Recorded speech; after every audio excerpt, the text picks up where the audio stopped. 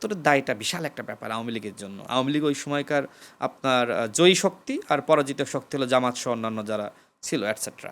কিন্তু জামাত শিবিরের তো সমর্থক অনেক, তা এরা আমাদের দেশের, তো এরা অবশ্যই আমাদের দেশের নাগরিক।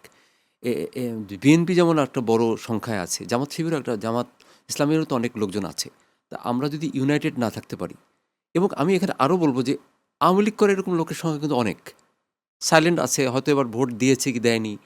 কিছু লোককে আমি জানি যে আমি যেটুকু জানি যে বিএনপির অধিকাংশ ভোটই এবার শেষ মুহূর্তে গিয়ে, আওয়ামী লীগের অধিকাংশ ভোটই শেষ মুহূর্তে গিয়ে বিএনপিকে দেওয়া হয়েছে। অনেক জায়গায় দেখা গেছে যে ওখানে ভোট দিত না, তারা বিএনপিকে ভোট দিয়েছে বিকজ অফ তারা জামাত আসতে দিতে চায় না, এরকম আমি শুনেছি, দেখেছি বিভিন্ন জায়গায়। তো এই যে বিএনপির একটা বড় অংশ, জামাত ইসলামের একটা অংশ, আওয়ামী লীগের একটা অংশ, জাতীয় পার্টির একটা অংশ, কিংবা যারা নিরপেক্ষ এরকম স্বতন্ত্র কিছু অংশ, এই সবাইকে মিলে যদি একটা দেশ যদি সবাইকে মিলে হয়, তাহলে কি ভালো হয় না?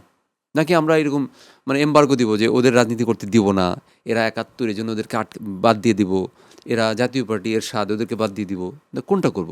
আওয়ামী লীগ যেরকম করতো যে তারা নির্বাচনের সময় শুধু তারাই ইলেকশন করবে আর জাতীয় পার্টিকে দিবে, বাকি কেউ ইলেকশন করতে পারবে না। তো এখন কি অনেকটা সেরকমই হলো না ব্যাপারটা?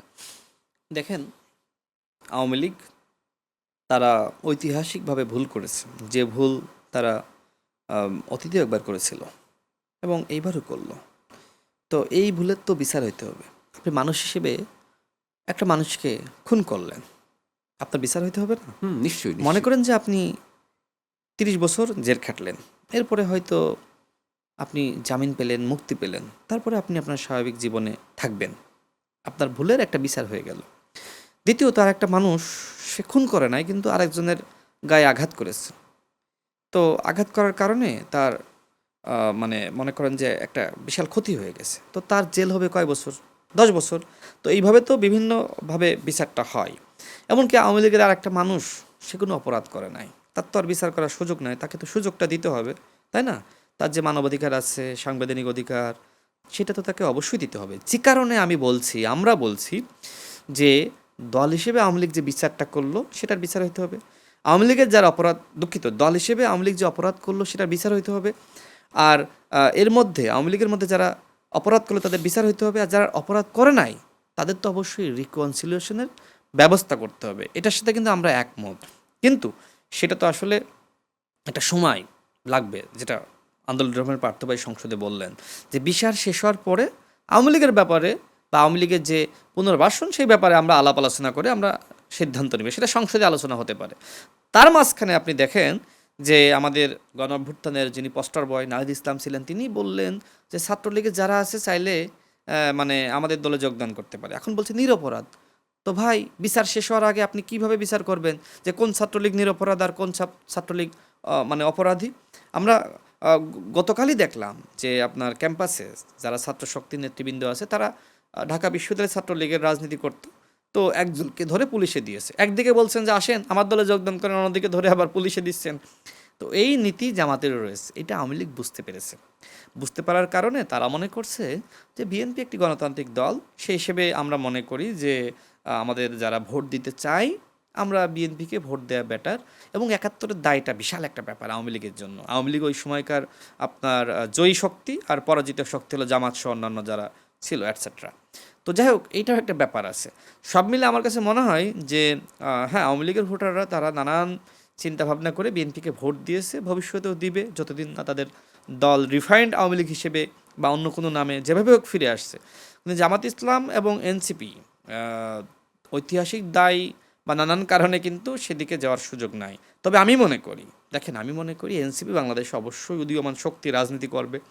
জামাত ইসলামের ৭১-এর দায় থাকলেও ২৪-এর গণঅভ্যুত্থানে তারা কাফফারা দিয়েছে। এই কথা কে বলেছে জানেন? নাহিদ ইসলাম। নাহিদ ইসলাম নিজেই বলেছে যে কাফফারা দিয়েছে জামাত ইসলাম ২৪-এর গণঅভ্যুত্থানে। এবং বিএনপি তো সবসময় কিন্তু দেখবেন যে জনগণের পক্ষে ছিল। হ্যাঁ, বিএনপি দল হিসেবে যে ভুল করে নাই সেটা আমি বলি না। হ্যাঁ, তাদেরও কিছু ভুল হয়েছে, কিন্তু তারা ভুলগুলো শুধরে নিয়েছে। ওই যে পার্থ ভাইয়ের কথায় ফিরে যায়, তিনি বললেন হ্যাঁ, আমরা মানুষ, আমরা ভুল করলে আমরা আবার সেই ভুলের জন্য আমরা কিন্তু নিজেদেরকে সংশোধন করতে পারবো, কিন্তু ৭১-এর ভুল সেটা তো আর সংশোধন করার সুযোগ নাই। তারপরে আমি ক্ষমা চাইতে বলছি। তো যাই হোক, আমি মনে করি জামাত ইসলাম যেহেতু সবাই তো আর অপরাধ করে নাই, তাদেরও রাজনীতি করার অধিকার আছে। এখন আপনি যে প্রশ্ন করলেন একতার প্রশ্ন, এখন বিএনপি যেখানে বারবার একতার কথা বলছে। মাননীয় প্রধানমন্ত্রী শপথ গ্রহণের আগে জামাতের আমিরের বাসায় গেলেন, এনসিপির আহ্বায়ক নাহিদ ইসলামের বাসায় গেলেন, ইসলামী আন্দোলন বাংলাদেশের আমিরের বাসায় গেলেন।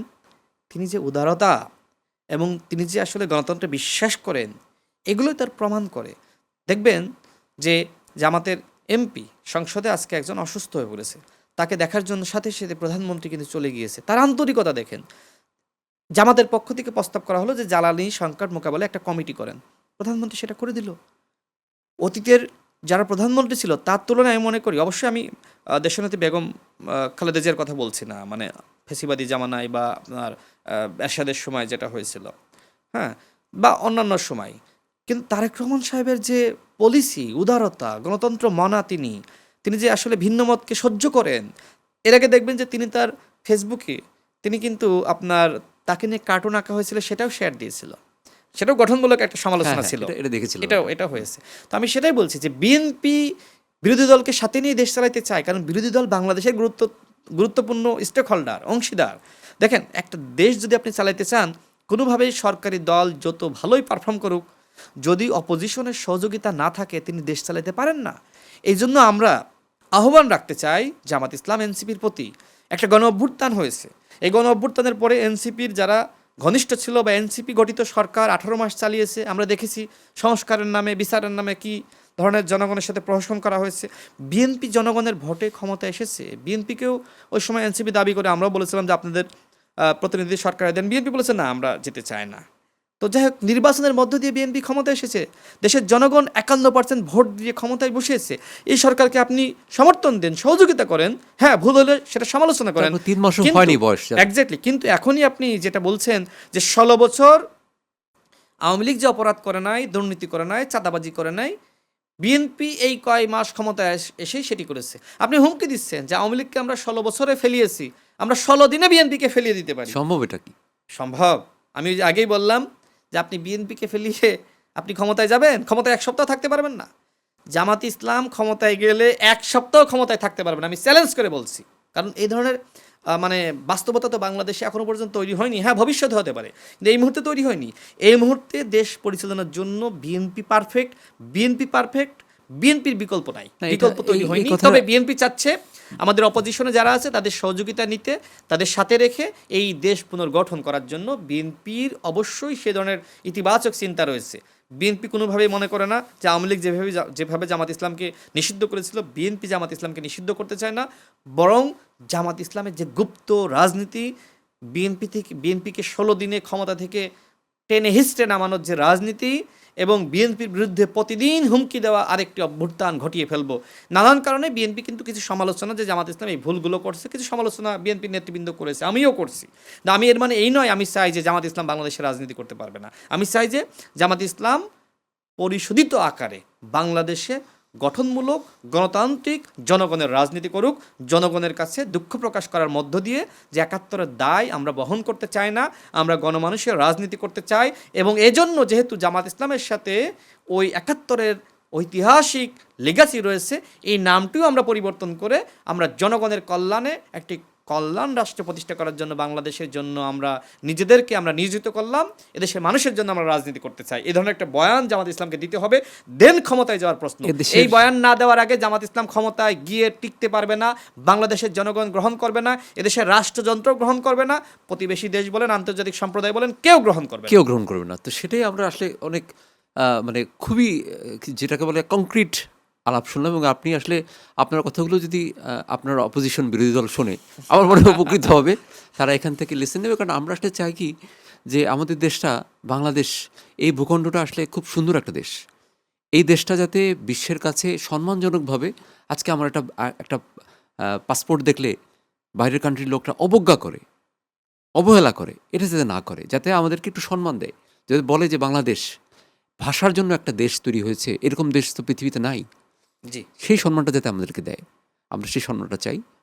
রাশেদ ভাই, আপনাকে অনেক ধন্যবাদ। আপনি অনেক সুন্দর করে কথা বলেন। আমাদের দর্শক মনে হয় আপনার কথায় বিমোহিত হবে, পুরোপুরি সময় একটানা দেখে যাবে আমার মনে হয়, আমার বিশ্বাস। আপনাকে অনেক ধন্যবাদ চ্যানেলসের পক্ষ থেকে। আপনি যদি কিছু বলতে চান খুব সংক্ষেপে। আমি সর্বশেষ বলতে চাই যে গণ অভ্যুত্থানের মধ্য দিয়ে আমরা যে দেশটা পেলাম, অবশ্যই এই দেশের পুনর্গঠন প্রয়োজন। এবং দেশ পুনর্গঠনে আমাদের ভিতরে গঠনমূলক সমালোচনা থাকবে, কিন্তু আমরা কেউ কাউকে যাতে আমরা শেষ করে দিতে না চাই, আমরা কেউ কাউকে ফেলিয়ে দিতে না চাই, কাউকে ফেলিয়ে কেউ এগিয়ে যেতে কেউ এগিয়ে পারবে যেতে না। পারবে না। সুতরাং আমি আমার সমালোচনা জামাত ইসলাম করুক, কিন্তু আমি চাই গালিগালাজ না করে গঠনমূলক সমালোচনা, যে আমি কি ভুল করছি, সেটাই আমার যাতে ভুলটা জামাত ইসলাম, এনসিপি সেটাই যাতে তারা আপনাকে দেখিয়ে ধরিয়ে দেয়, দিক, আমি এটাই চাই। এটাই যাতে এবং ধরিয়ে তারা দেয়। সরকারকে সহযোগিতা করুক, এবং সবার সহযোগিতা নিয়ে বিএনপি সরকার দেশ পরিচালনায় সফল হতে চাই।